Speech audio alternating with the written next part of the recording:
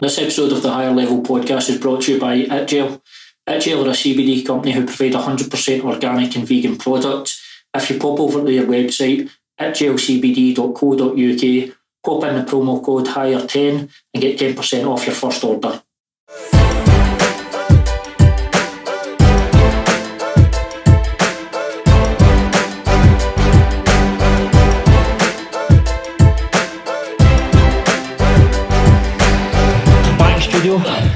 Feels weird. So you were saying, Stevie, just before we started last time, you were on the Last In Studio show, weren't you? I cursed us right before the right before the world partially ended. And I can't believe it's been that long now. It's a year and a half or something. Year and a half. It's been. I know it's been mental, but it's nice to actually get back in here and do it like this.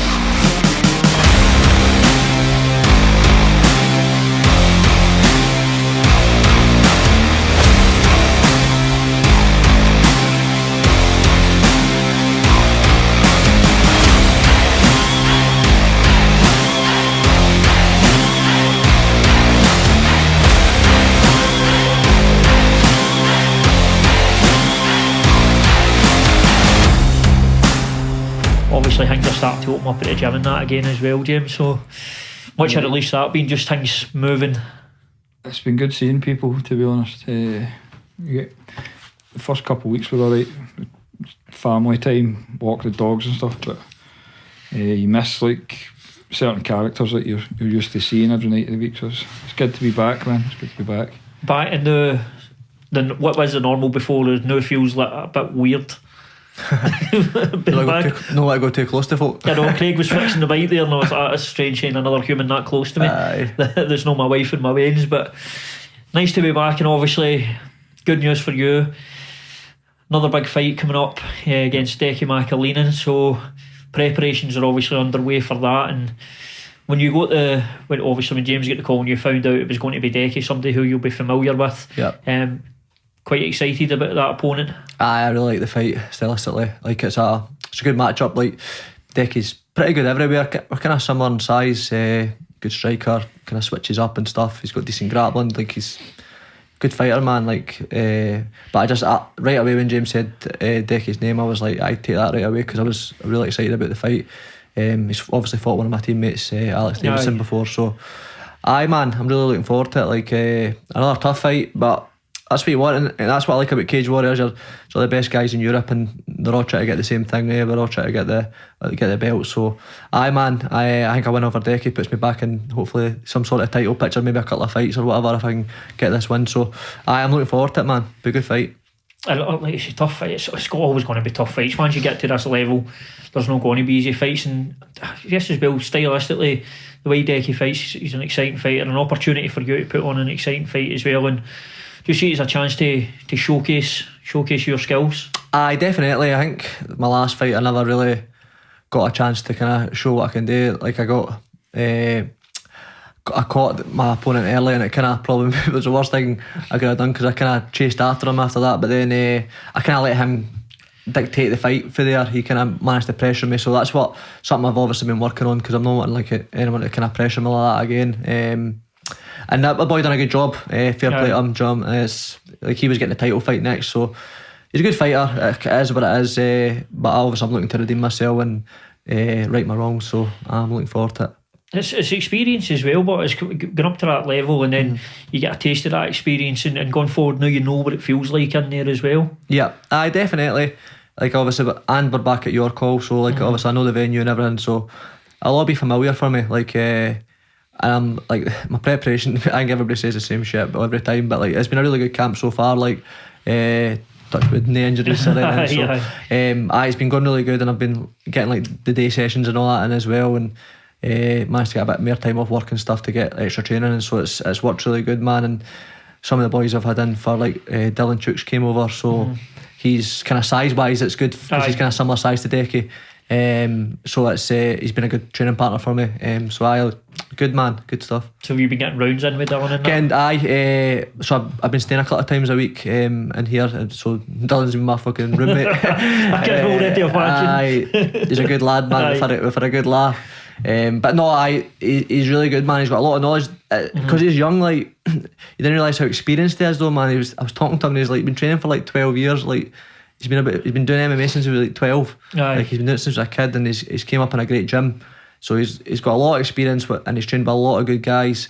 So it's a great asset for the gym. He's over here full time now, so it's a good guy to have in the gym, and look forward to getting plenty of training in with him. Is it good as well, actually getting a guy in that you've no sparred with, you don't know each other's tendencies, so it is completely new for you? That's it, because like obviously majority of the guys here I've sparred with a million times. Like we've done a lot of rounds together, so we kind of know what we're good at, and you know what to avoid. But when somebody's throwing some fresh stuff at you, it gives you kind of a different kind of view of like kind of different styles. And Dylan's quite unorthodox as well. Like, he can switch up, and he's got kind of that long kind of stance and stuff, and he's got good stuff, good jiu-jitsu, and he's well versed everywhere. Like, he's been around a long time, so he's a good martial artist.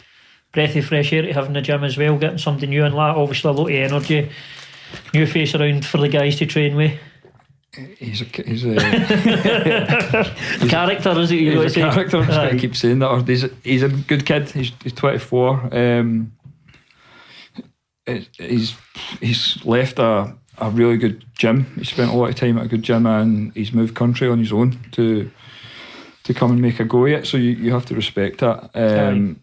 But like Stevie said, he's going to be a good asset to us. He's got nothing else to do right now but train. He's fitted in really well because he trains hard. He's getting used to the system here and some of the differences at our gym compared to where he'd been before with Chris Fields and before that SPG. So it seems to be he's fitting in well. He's a hard worker. He likes a good laugh so far, and it's been good having him in the gym, especially for Stevie's camp. Kind of it coincided with the camp coming up, so it's another good guy running about that weight, featherweight, lightweight. We've always had good people at that weight anyway. But it's good, man. And obviously the match-up itself, obviously, me and Stevie speaking there about it with Decky. Yeah. What did you think when you heard the match-up? You kind of, like, you're looking at, every time we watch Cage Warriors, I'm looking at the guys in the divisions. I've got guys, so I'm always looking at the lightweights for Stevie, and I always try and plan for everybody. So I've ideas how to approach him. He's a nice striker, really clean striker. He's a guy I like to watch fight. He's one of the guys, if you see him on the card, it's not a fight you'll not watch. Good guy, good gym, and I think it's a good fight for Stevie. It's a good fight for both of them at this point. And of course, there's no easy fights at Cage Warriors, you know this. Stevie could have stayed. I could have put fight shows on locally and picked fights for him and matched them to 15-1 or 15 and whatever, and then tried to pitch him in big shows, but we're not interested in that. So you know, when you go to Cage Warriors, there's no an easy out at Cage Warriors. Like, occasionally you'll get an unknown or something like that will pop up, but that division at Cage Warriors that Stevie's in, there's some absolute killers there, and they're strengthening it the whole time. They've got Paul Redmond just signed and stuff, so there's not going to be any easy out. So it's a good match. I think they're quite similar in certain ways, and we'll see how it plays out on the night. And it's a litmus test for the guys anyway, isn't it? Going into Cage Warriors, you're either going to get in there and do well, or you're going to find out where your level is when you go into Cage Warriors. It's exactly like signing for the UFC, to be honest. It's sink or swim. There's no... When was the last time you seen a bad fighter on Cage Warriors? Ian Dean refuses to sign them. Like, he doesn't sign bad fighters. Look at the last couple of guys he's brought in. He just brought in that Tobias Harlow for Sweden, and you're like, absolute killer. Before that, he brought Air Paul Hughes for Ireland. You're like, absolute killer. Like, there's no bad fighters there. No. And you're getting like the best guys in Europe are there. So it's the level we want to be competing at. And obviously Cage Warriors they're looking at the States and that now as well, so you sit with the way they put their shows on, and obviously branching out there's big opportunities for them out there as well. I mean, America's a big place, and there'll be a lot of talent out there, and it'd be great to see that, maybe get those, you see it with the UFC, but then see the European guys going against the guys out in the States and that, and them putting their shows on. It's only good for the promotion and probably the UK scene as a whole. That'll just be a matter of time. I think they've done that before. When Joanne fought in Glasgow, she fought an American girl called Sally Krumdiak at the time. She was ranked number 8 in the world. And Cage Warriors brought in her. You forget they had guys like Jesse Taylor in and stuff like that who went tough, and they're always now they've got that American market. It's just going to make the promotion bigger.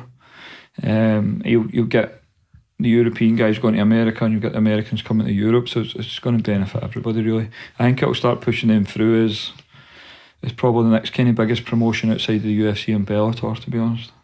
I think, in terms of fights and shows and what we've had in terms of cards, Cage Warriors out with the UFC is, I don't see any other promotion. There's good promotions out there, don't get me wrong, UFC and stuff like that, but Cage Warriors for me is out with the UFC is the one you always tune into.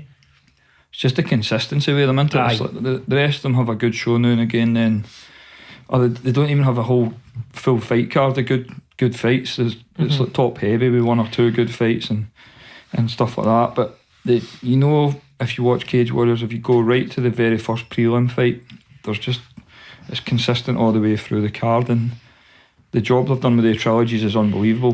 The logistics of them is frightening. Like, you didn't realise it until you get in that bubble down there how many people they're trying to manage, be all over the world, and then the crew they've got and stuff like that. It's a big job. Logistically, it would be a nightmare, and they've done it 3 times really well now. So.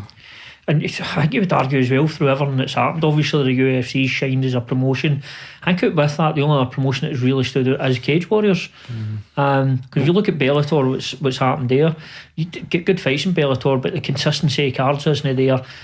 And obviously a lot of guys have left Bellator, but Cage Warriors have just been so consistent. I would say their brand has actually grew through this. Yep, definitely. I think the Bellator thing, they shafted a lot of the Europeans, I think, man, to be honest. They just done nothing for them, cut them, and then there's 1 or 2 of them that they were too big to cut, like James Gallagher, Peter Queally, obviously an MVP and stuff. But they guys that have been on the shelf now for the best part of a year and a half. Obviously Callum fought on their March show in Dublin, I think it was, just before the lockdown, and they were keen to sign him, but then with the lockdown, the European guys they've lost a year and a bit of their career. When I spoke to Cage Warriors initially, their whole concern was, if we've got guys contracted, we need to get them fighting, and that's why they're semi-reluctant to sign more guys, because it means that they have to find these guys fights as well. But the job they've done has been fantastic.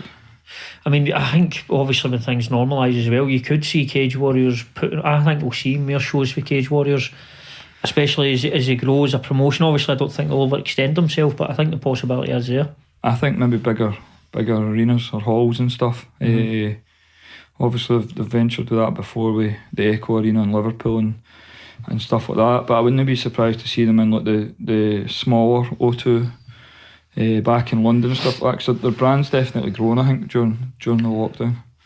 100%. Obviously Keir, he's going to be fighting in this trilogy as well. Tell us a wee bit about the lead up to Keir getting booked in Cage Warriors.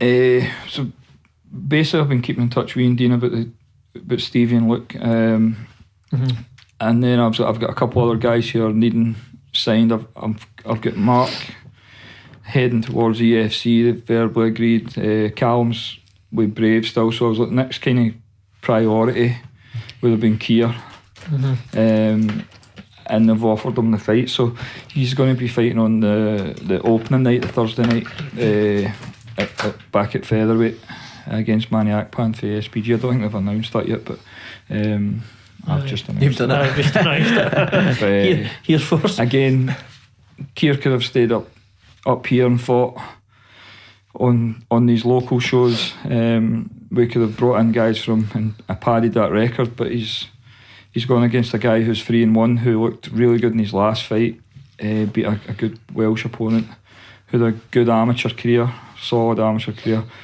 and he's for one of the best teams under one of the better coaches down in England, with Matt Inman at SPG Manchester. So again, Keir's wanting it, same as Stevie. Real fighters want these fights. He could stay up here and we could bring in absolute surefire losers for him to beat. But there's nothing in that for him at all. Like, he's not going to develop, he's not going to progress. So it should be an interesting fight. Again, really interesting style-wise, some unorthodox stuff, but underneath that there's solid fundamentals. So we'll get the camp done and we'll see how that goes. So do you feel, see, looking at it from a coach's perspective, if you're doing that and matching them with guys who you know they're going to beat, it's just you're just doing the fighter a disservice and almost ultimately stalling them? It's pointless because you're padding a record.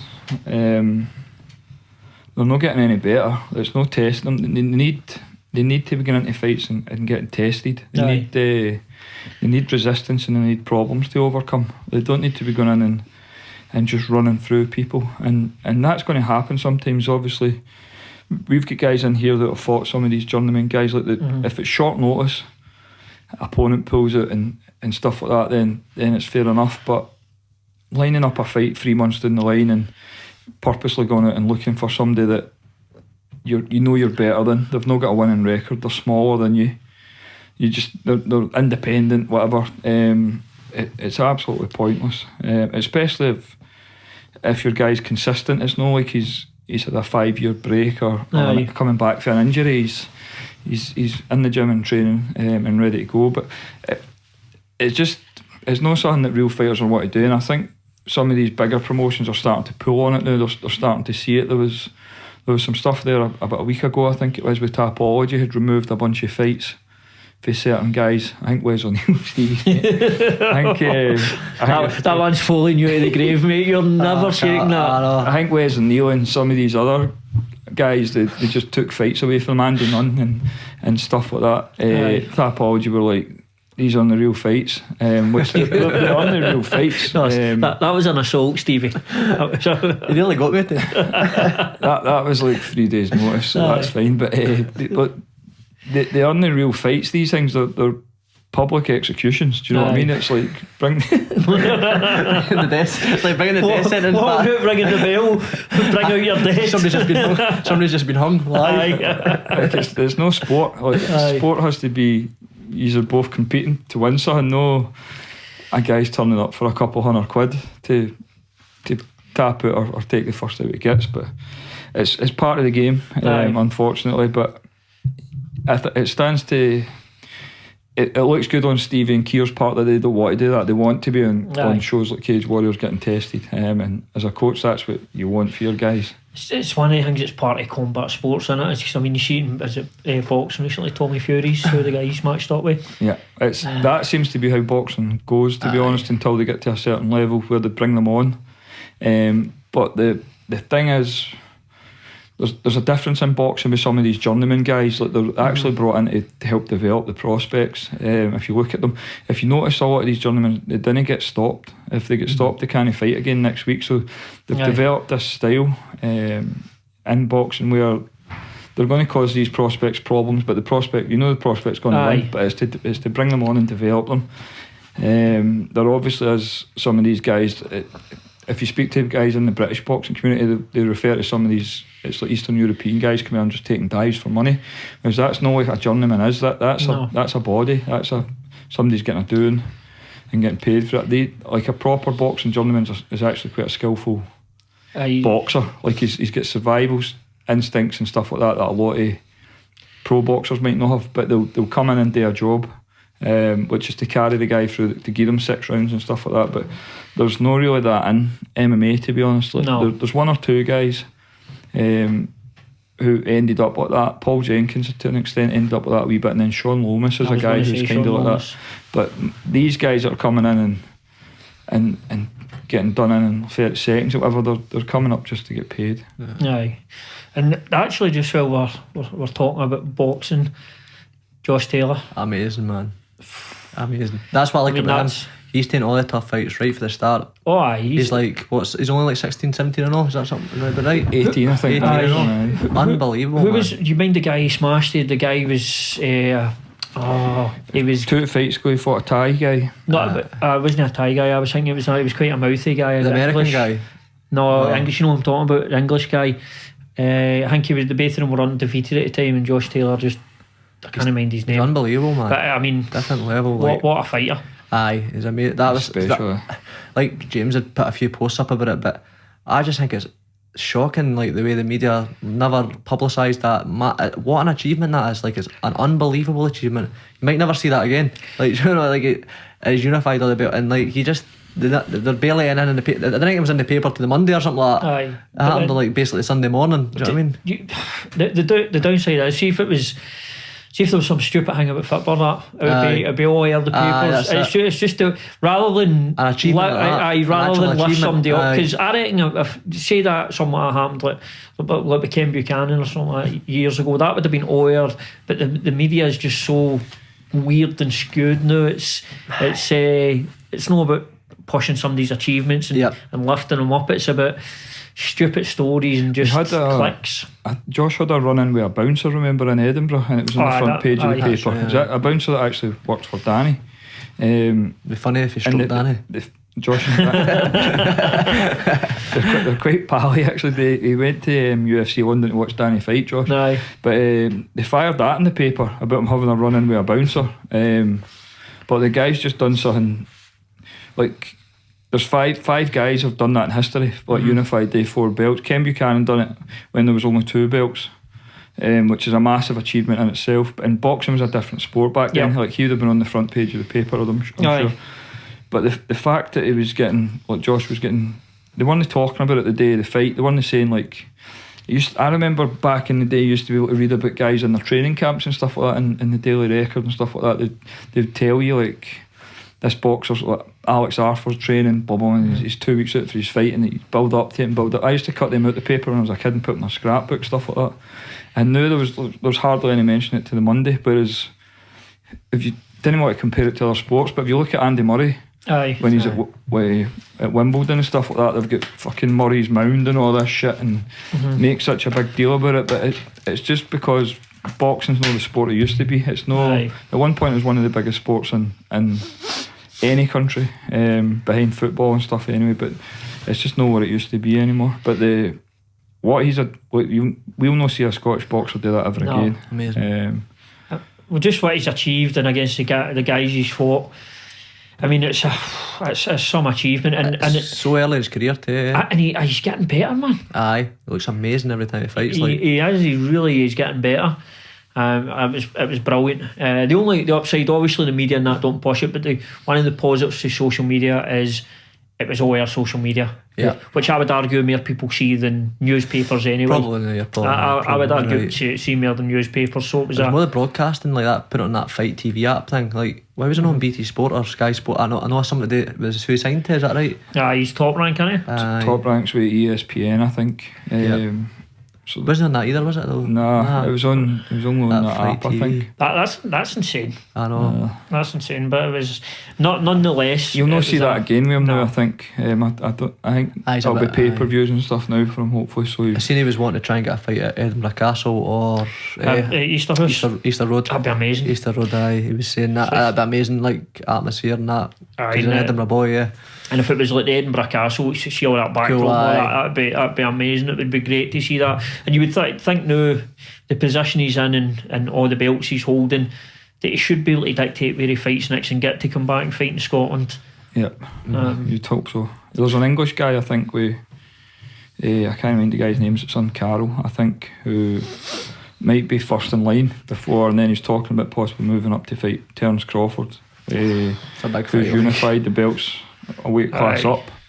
So it's only going to be big fights in now. I'd like to see him fight that English guy and then possibly fight Manny Pacquiao. I think, like, just get him paid, big names, super fights. If Crawford comes, then Crawford comes. But it'll be interesting to see what happens now. But I don't think you'll struggle to watch his next fight, just because of a bit of the backlash with what happened there. No, it's definitely the future's bright for him. I mean. And what he's achieved so far, that'll never be taken away from him. So it's amazing to see a Scottish guy doing it. Got to be motivational for fighters as well. When you see a guy doing that, it's got to spur you on. So definitely, like, so obviously, you didn't really see as many like Scottish guys doing well. Like Stevie in the UFC was kind of like, he was still like amazing at the time, and like honestly, new Josh coming through the box, but he's the best I've seen for like boxing. He's different class, man. It's really like, it's the only Scottish fighter who is legit world, like you know, World class. everybody's like he's world class, but you're like, well, he is like legit the best, like elitist boxer we've ever produced now, and he is genuinely like the best guy he's weight in the world. There's absolutely no argument that I don't care what anyone says, you do not unify a division if you're no world class. It's just not that weight. No, it's not an easy weight to do. Seems like a right humble guy, yeah. I don't know him personally. Do you see his interviews and that? He was just chowing down on a pizza and that. Loving life. And then before it, he was going to Ramirez's manager as well. I like that, man. So did that, man. A wee bit of needle. I liked his post as well. It was it for me, myself, and Irene. Aye. The hat going hang. It was pretty funny. Like, it was brilliant. And it's good just to get out, to see him do it in Vegas and that, like fight capital kind of world, and it was a massive achievement, like we say. But deserves all the big fights coming, Tom. Yeah, better and hopefully come on get this some podcast at some point. Hopefully get some good cash, man. He deserves it. I know for coming on the podcast that we're skint. It's like you use money. and obviously the other at times bane of your life, how's things going with Luke? Luke Shanks. I kind of feel that was going to be the response. What's happening with Luke? He started a business selling boats, actually. Boats and hose. Christ almighty. Boats and hoses, calling it. Boats and hoses. He started this thing where he's buying rubber dinghies and putting engines on them and then flipping them and selling them to people, man. He's like, that is a recipe for disaster. It's good weather for it anyway, right? I'm not concerned about Luke putting the fucking engines on them. He's doing alright. He's a wee Dale boy. He's only frozen horses. There's a guy rocked up to the gym about 2 months ago, and he was kind of hanging about outside, and I was in my cell. I'm looking at this guy, and I was like, "What's this?" He's sitting in the motor, and then I've locked up the gym. And I went to drive out, and as I got out, Luke's put up in this car with a bike hanging out the boot, and I'm like, puts down the window. I'm like, "What are you up to?" And he's like, he goes. I'm here to sell this bike to this daft guy. I've just told him to come down at night so he can't see it, because if once he gets a look at it, he'll know why to buy it, but by then it'll be too late. The guy's heard all of this, right? And I was like, that's the guy there. Drove away. What still bought it to? He's talked the guy into buying it. I was like, did that guy take the bike? He's like, I took it, but that's what I was like, why are you bringing people to my gym to buy things? He's like, I didn't want them coming to my home address. And I'm like, you're going to the gym. Folk turning up at the gym with a bike with one wheel, but I'm looking for a refund. Actual Dale boy, man. And then the thing with the boats, he's just been getting messages sent to him about boats sinking oil the channels and stuff like that. Every time a boat sinks, he gets a wee thing about it. So, I mean, wait a minute, how did the boat sink come about? I have no idea. He's just he gets ideas in his head and he runs with it, but he's coming in on the Monday and he's like, I'm making 300 quid a day with these boats, and then by Friday it was like, I'm making 1,500 quid a day with these boats. I'm like, what are you talking about, man? he came in one day and he was absolutely knackered. He says, what's happening with you? He says, you look tired. He goes, Shags, I was up all night painting this boat. I was like, what? I honestly thought you were going to say he was up all night blowing up a boat or something. No, he's painting them and all that. He must be like trying to do them up and sell them, but changing the number plates. I was like, what are you up to? I seen him in Loch Lomond the other week. He's like, I'm looking at new purchases or something, he said to me. So has he offered you any deals on boats? I would not buy anything off him, but nah, near that. He came in with the fakest Moncler track the other week I've ever seen, man. I was like, mate, what are you going? I goes, there's no way that is real. He goes, I'm getting the good fix now, Shags. He's getting up in the world. He was saying to me, he goes, I can get you a Stoney, Major. I said, I bet you can. But stay in Ireland. Stay in Ireland. Fucking hell. And how's Everton gone with his fight preparation wise, not? Aye, not too bad. As a Luke Shanks camp goes? Aye, hopefully this weight cut goes a bit better than the last ones. He's been getting some. He's had a verbal warning. Everybody's like, we're not sharing a room with him when we get down there. But he seems to have his mentality's changed a wee bit since the Hadley loss, and then obviously Hadley going on to sign with the UFC, I think. Mm-hmm. So we'll see. But there's never a problem in the gym. He trains hard. We've got some good southpaws coming in to work with him for this fight. Ian Postlewaite coming through a wee bit. Aye. Obviously Scott Malone, and a guy called Kev Lobin who fought Keir, and Jason to hear he's a good little boxer. He's going to come and help. So The camp will be fine, mate. Is that loss then? Is it potentially a blessing in disguise because it was any issues maybe out with the actual training itself could be identified before you potentially get into UFC? And I think that he showed a level of immaturity with the loss because he get totally dragged away from the game plan and get emotionally involved because of all the kind of tit for tat that had been going on. And a solid professional fighter can't do that. Like, I don't remember ever having any issues like that with Stevie or Danny or Joanne. Like, and they all had fights at some point where they would have been having the niggles. Like Danny had that fight with Cabeza in South Africa, and the stuff they were saying to each other was horrific, but he still went in and done his job. Stevie had a wee bit with Kurt Warburton, I think, the third time, but again, he used all that to his advantage, whereas Luke get totally dragged into it and didn't fight smart at all. He's like any rationale or intelligence that he might have went out the window, and he just started throwing big punches trying to take Hadley out in there, and to be fair, Hadley was absolutely brilliant. He looked super calm and composed and done what he needed to do, and I think he's going to do pretty well in the UFC. But it will be a blessing in disguise because you'd rather have it happen just now and we can fix it instead of it happening in the big stage in front of everybody and maybe losing a contract and no getting back because of it. Brilliant. It'll be a good opportunity to see him back in there anyway, and obviously things are opened up again. It's just how quickly things opened up at Cage Warriors. With Hadley moving, the divisions move so quickly in there. We're running a 4-man tournament, so Luke's fighting LeBron, and then Creasy's got Aaron Abbey on the other side, and the winners are fighting in September. I don't know if they've announced that either, to be honest. So that's that. Jimmy's getting away with the secrets. It's a night of exclusives. But it just shows you as well, just that one impressive performance in a title fight, and you're moving on. Aye, so if he wins A2, that's him back on track. And he is capable of winning that tournament. There are obviously 4 very good fighters there. Any one of the 4 could win it, but Luke's had experience of the belt. Hadley's probably a better fighter than the 3 guys that are in the tournament, to be honest. Not being disrespectful, but he's coming off that with a bit of a kick up the arse, where the other guys are all coming in off wins and stuff like that, so he should be motivated for it.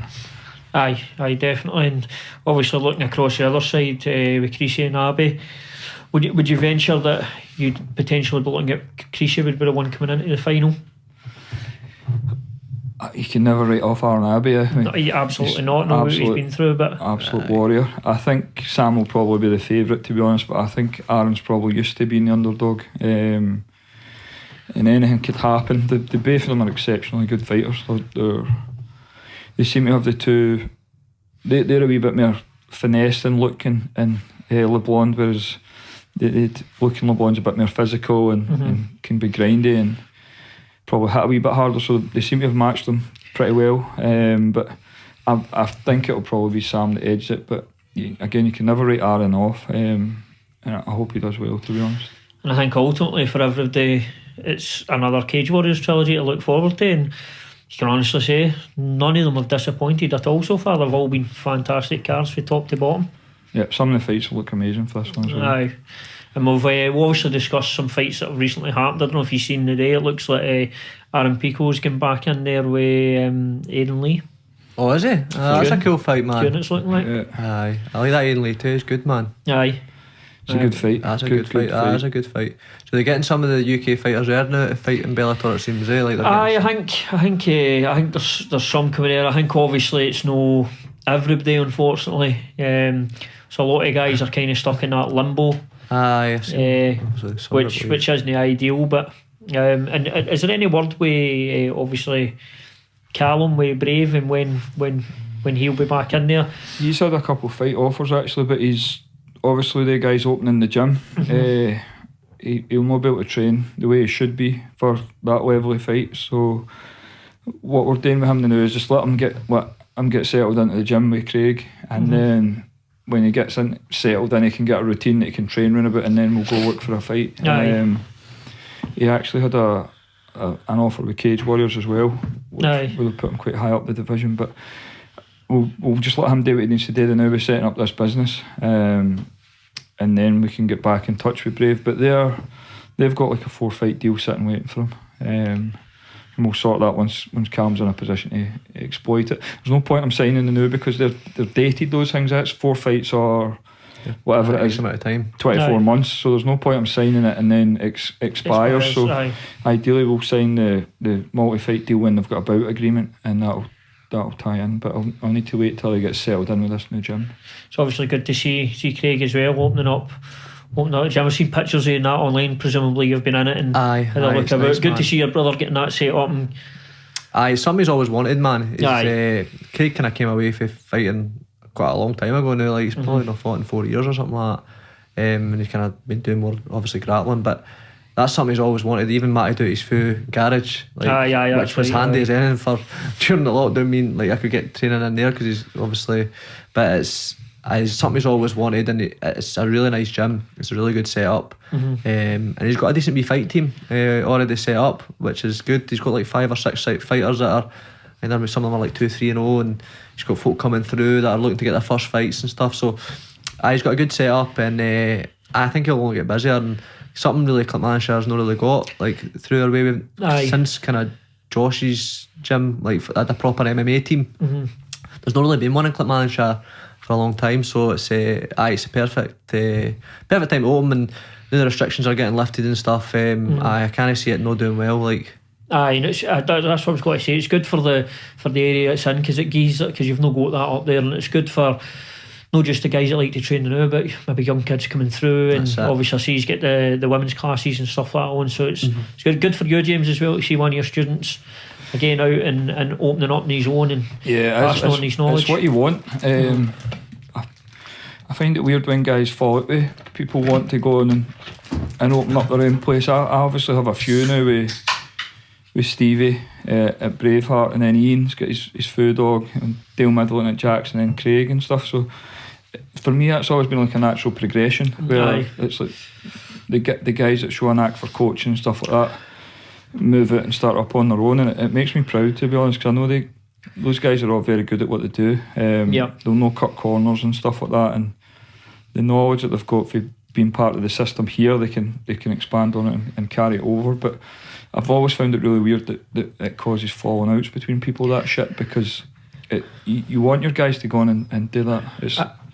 It should be the way it is. I think the falling out stuff, I think it really, when you boil everything down, it boils down to money, doesn't it? Really, that and insecurity. Guys are maybe aware of their level and stuff like that, but if you're confident in your own ability and stuff like that, then you should be secure about it. But the guys will do well. Like they've got a good blend of knowledge, experience and technique, and they're in a good area. There's a big catchment area there, and Craig seems to be attracting a certain type of fighter that's quite similar to his style, and I think he's going to have some good guys coming out of that gym. And it's good as well, see that when you're saying about guys falling out, it's good that he's only doing that, and the relationships are all still intact. So I know, like, obviously Craig, Ian have brought guys down through here, and obviously you can all move about and help each other with a gym. So it's good to have that relationship. It's like a network, isn't it? Aye, we have it like an affiliation group thing. The other thing is, Craig's got a family to provide for. And if you want to teach martial arts, it's very hard to do that if you're teaching for someone else, because the money's always going to go to the top, and you're always going to be restricted with times and mat space and stuff like that. And Craig's put himself out there. He's had MMA fights. He's super active on the grappling scene. He's had big wins in the grappling scene and stuff like that. And he's not doing that just for a laugh. You know, he's trying to gather experience so he can pass on. And having his own place is the best thing for him, to be honest. Like they'll do well there, especially with Callum being as heavily involved and stuff as well. But we have that network, like you were saying, where we'll still all be getting together for sparring days and stuff like that. If we need a certain style, and Craig's got a guy I can ask for him to come and help and whatever else. So that's the way it should be. Aye, absolutely. And we obviously had some big fights recently in the UFC. We'll jump back a wee bit to the lightweight title. Michael Chandler, Charles Oliveira. It does feel like it was ages ago. It obviously wasn't it? Back of them all there. it was a good fight for where it went, and what a big swing in the fight. And I watched something, and it was you probably seen this, James. It was obviously Oliveira caught me that hook, but I can't mind what analyst it was or what guy it was. I think it was saying that if Chandler had just followed up his punch, he would have gotten before he got caught with the left hook. I'm not sure who it was that said it, but I think that maybe surprised. Didn't get surprised a few people that Oliveira won the fight, because I think Chandler was looking like the favourite leading into it.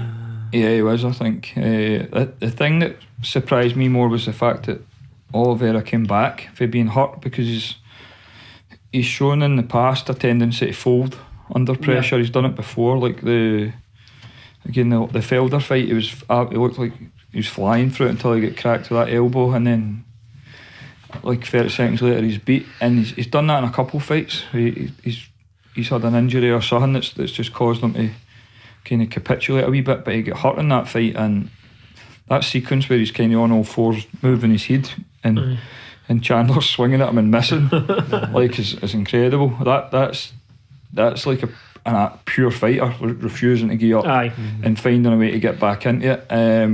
The sequence itself that led to the finish with the left hook didn't surprise me at all. He's got a beautiful counter left hook. His striking looks like it's improved massively in the last 2 or 3 years. Everybody keeps going on about his balance and stuff like that, but his shot selection, even if you remember his fight with Tony Ferguson, his pressure and stuff like that was incredible. I'm happy to see him as a champion, because he's a guy you'd have never picked to be a champion. It wasn't that long ago he was losing fights and missing weight and stuff at featherweight. I think I hung about with him when he fought Darren Cruikshank on the Tough finale in Vegas, and he was a dead nice guy, big at the weight, and couldn't have been any nicer to be around. But it's good to see a guy like that it's like similar to the Bisping thing. He's been in there for so long, 28 fights in the UFC. He's never a guy you'd have earmarked. There's certain guys come in and you're like that, he's going to be a champion, but he's found out his way to the top of the hardest division in the sport. So it'll be interesting to see where he goes next. But it was good. It's good when that happens, man. Sometimes. And it was 28 fights he had leading up to it. Like you say, some questionable ones where people would have questioned the heart. And I guess that you mentioned something earlier on when we were talking. You mentioned that word maturity, and it seems to be that played about. Obviously, there's the confidence been on the street, but that maturity seems to have kicked in, and he's matured into that fighter. It's that, and then what we said earlier about fighting the bums, like he's been tested. He's been in hard fights. He's lost. He's had to come back. He's experienced just about everything, and again, that's part of the development of fighting. If he's just coming in there and blasting through everybody, the first time he gets tested, he'll fall to bits. But it's an accumulation of all those 28 fights, going away, fixing things, maturing, and his technique and everything else developing, and it's good to see that, because it's not always that evident. You can't always see it, and it's that division. Doing it in that division is. When you think who he's going to have the winner of Dustin and Conor next, probably. And now you wouldn't. It doesn't look like you'd pick against him. Like he can be competitive with anybody. As those 28 fights of experience and persevering when he's had the ups and downs and developing through that shit that's got him to where he is. Aye, absolutely. It's and like I say, if you're going to do it in any division, the lightweight division is consistently the most talent stacked division the UFC has. It's an amazing division when you look at some of the guys, and even other guys coming through. Like probably one of my favourite fighters, actually. I love watching this guy fight. Is Beneil Dariush. He's class, man. He's brilliant, man. Absolutely brilliant. And got to talk about that. Was it the leg lock? Got Tony in. Yeah. I see Tony's face. And he's too tough for his own kid, that guy, man. That's insane. There is I was surprised he actually fought again after the Gaethje fight, to be honest. Like, I would like that one when he got jabbed and he shakes his head, man. That's like it's what can happen in fighting, but it can just turn so. It's one fight can just change everything, and can change a guy's confidence. It can change everything about him. And I think as well with a guy like Tony, who was so tough, and beating him was one thing, but try to finish that guy, and then that losing that way he did to Justin, it seems, I don't know if age as well plays a factor in it, but it seems like that's took some away. But make no bones about it, Dariush is an amazing fighter, and he's really on the rise, and he looked great in the fight. The other guy come through, is that man, it's Khabib's teammate. He looks legit as well. Aye, Islam Makhachev. He looks like he's got to be pretty Aye. He's kind of like a mini Khabib, isn't he? Aye, Pretty similar. Well, for the reports that come out of there, he out-grapples Khabib. Does he? That I don't know how Pretty true it is, impressive, but that's the stories that he's like. You know what it's like, the guys coming through. Usually the guys coming through the next level are usually they're that bit better, and that's what the word is on him. It's we don't know for sure yet, but it's like James said earlier about certain guys you see and you think, right, he's going to be a champion. I think you'd probably say that with Makhachev, wouldn't you? I think so. I think that's the plan for them. Aye, I think so. Get him coming through. So it's a scary prospect for him. They coming up, but Beneil Dariush looked great, and obviously best call out ever, Elon Musk. And he got his Tesla though. Did he get it? He got the Tesla. Aye, yeah, he got the Tesla. But it was a good obviously night of fights. And Carla Esparza, what did you make of her? Obviously the first ever champion at that weight, and she's made her way back and looked good. That's the best she's looked in the UFC. I think the Chinese girl was a massive favourite in that fight. She's beat some good fighters with Gadela and the other Polish girl, Karolina, whatever her name is. Esparza looked great. I think using that crucifix is the way to go for her, because she's struggled with finishing fights before.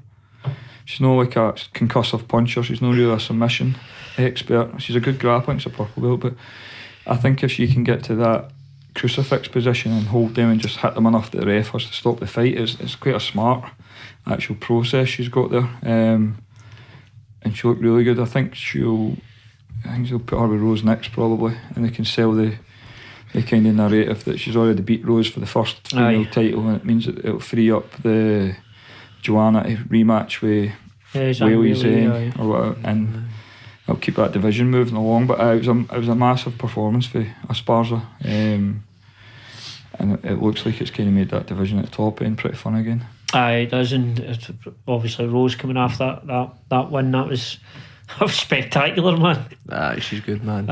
She's so good, man. She's brilliant.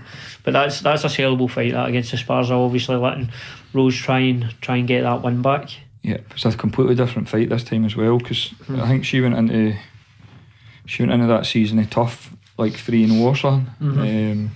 Done really well in the house, obviously, and got to the finale. But Esparza was already well into multiple figures in terms of pro fights. She was the Invicta champion at the weight. I'm sure going into tough, Esparza was ranked number 1 in the world. Joanne was ranked number 2. And I don't even think Rose was in the seeding for tough. I think she was up at 13, 14 or something. And she's probably come out of tough. And since then, she's been the most improved, obviously, female at 115. She's exceptional. But a big win. It'll be a big win for Esparza if she can beat Rose in the fight. I can't see it happening, to be honest. She's progressed so much since the first fight. No, like you say, Esparza, it's the best she's looked, but I think the levels and difference for the fights. I mean, Rose is catapulted. Yeah. She's like we were talking about earlier, that world class level. Rose is there. Yeah. There's certain things with that Chinese opponent as well that suited Esparza. When you see it, she was quite flat footed. She didn't defend wrestling at all. And then even the way she was opening herself up with punches and stuff like that, with her feet planted, made it pretty easy to wrestle. And then she looked completely out of depth on the ground, whereas Rose has got a submission game off her back. She's happy to play guard and stuff, but she'll not set her feet the way the Chinese girl did to make wrestling that easy. Nah, it's a lot of exciting fights. What's stunning out for you now? Anything in particular you're looking forward to? Obviously, I'm looking forward to the heavyweights getting back in there, although it looks like it's going to be Lewis and Ngannou as opposed to Jones. Mr. Jones. Aye, is he still not coming back yet, Jones? I think he's just wanting to like it's just trying to get.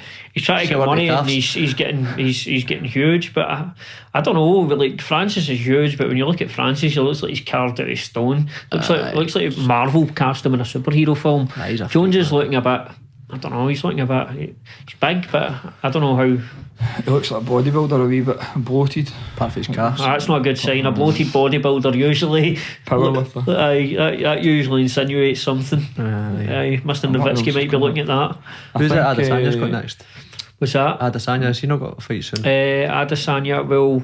Does he get Vittoria again? That's Vittori, isn't it? Aye, because the division's moving about. Obviously, Hermansen, he just won there. There's also Mason Jones and Alan Patrick's coming up. It's a good fight. That's Stevie fought, the Brazilian boy that Stevie fought. And we've got the obviously Big Jan, Polish Power.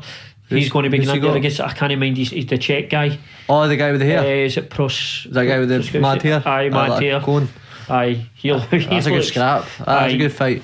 You're right off that. That's it. You're right, I'm off all the time, the Polish boy, and he's always there, man. He's good, man. The thing with that Jiri though, he looks good, and he was putting it on in the fight, but he'd take a shot. Caught. He gets hit, but he's always been hittable. Him. He fought. Was it Ustamir? I think he fought on Fight Island when we were there with Danny. He was in our change room. He's super athletic at 205 pounds. He was throwing flying knees and all sorts in the change room. And I think a lot of the guys struggle to deal with that. And he's just right out the gate, and he'll not get tired. I don't know if Jan will try and wrestle him a wee bit like it's similar to he done with Adesanya, but it's an interesting fight. Aye, it's good. So all systems go here. Then obviously three guys matched up for Cage Warriors, and obviously it's good to see signs of things coming back in. Then it looks like fights are going to start getting booked again for guys. And what about the young guys coming through, the amateurs and stuff like that? Have we any movement at all there? Are we hearing anything about? We've got some matched actually. We've got Tundi's matched. He's up first for us at Budo. That's in 3 weeks, I think. Week before Cage Warriors, 19th. And then we've got further on, we've got Mark Rosales is due it soon. Sean Clancy's due it again. The rest of them are just waiting on matches coming for different promoters and stuff. There's speculation that UFC going to London in August as well, so we kind of suit Danny to get back out there as well. So. And what about like Dylan and that coming into gym? Is that just a time thing? You want to get him settled in? Aye, we'll get settled in and then see where it goes from there. But he'll be fighting this year, I would imagine. And you keep him and Luke apart, that could be a problem. They do. They get one day. I was going to say pretty well. The boat business is going to be booming. They're quite similar in some ways. Mad. So good for you then, just seeing all this Everton starting to all that moving again, guys getting booked in that, and get you busy again as well. Aye, and we just moved into tier 2 as well, so the restrictions here are we're actually allowed to hit pads and stuff again.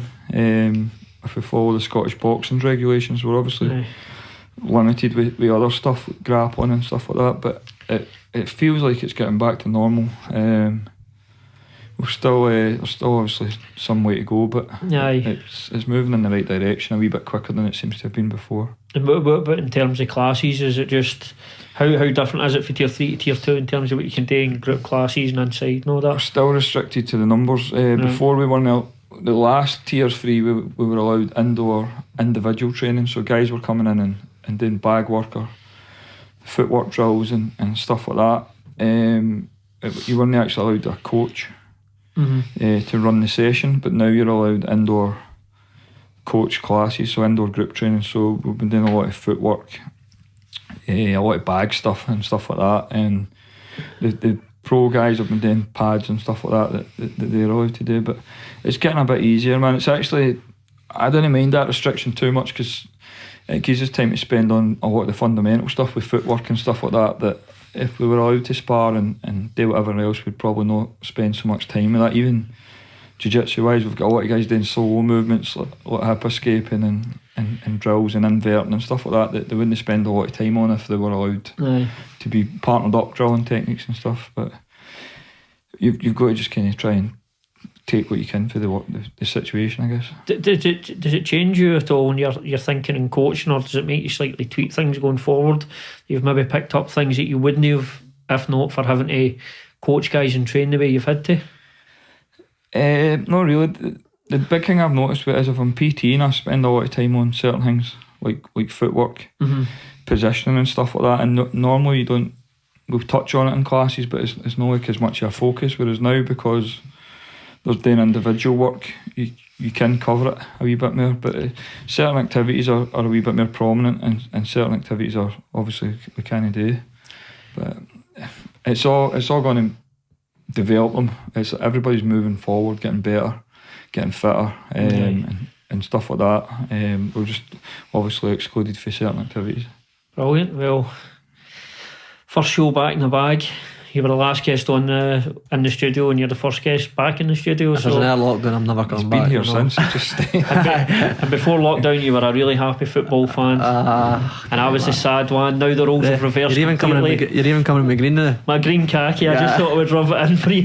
Put the boot right in. Aye. It's been a bad year to say the least. Aye. We'll not dwell on that too much. Look to the positive. That's it. But no, that's brilliant. That's us then, lads. That's a wrap.